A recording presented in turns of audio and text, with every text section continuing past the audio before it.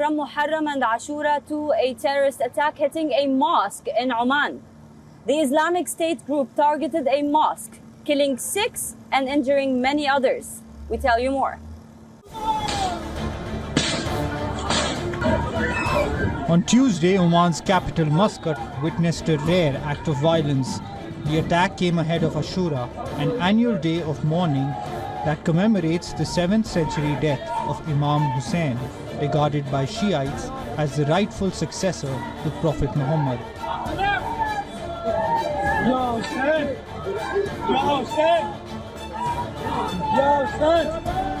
Local news reports said gunshots were fired at a mosque from the rooftop of a building in Muscat's Wadi al-Kabir. At least 9 people died and 30 were injured in the attack. An Indian and 4 Pakistani nationals were among the victims. Local police said the gunmen were 3 Omani brothers who were all shot dead. The Islamic State's propaganda arm claimed the attack on Tuesday,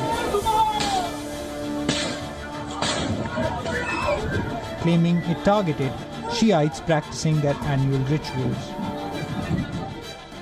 After the incident, Indian Embassy in Oman said it is closely following up on the well-being of the Indian community in the Gulf nation. Paying tribute to the family of victims, the Pakistani ambassador to Oman described the incident a big example of terrorism. It was not a Pakistan targeted operation. This was a sectarian based operation. This was not a Pakistan targeted operation. It was a big example of terrorism. In past years, attacks on Shiite mosques have been reported from the Gulf, but this was the first such attack in Oman. In 2015, an IS suicide attack on a Shiite mosque in Kuwait killed over 24 worshippers.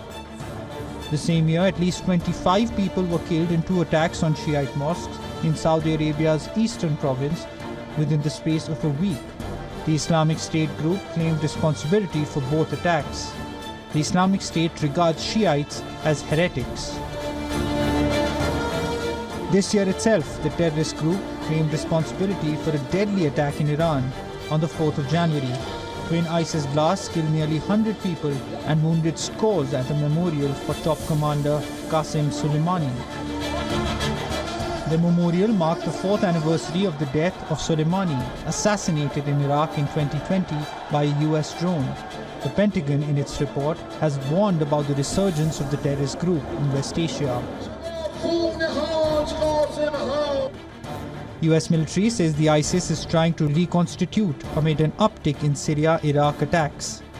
It has warned that the terrorist group is on track to double its attacks on Syria and Iraq.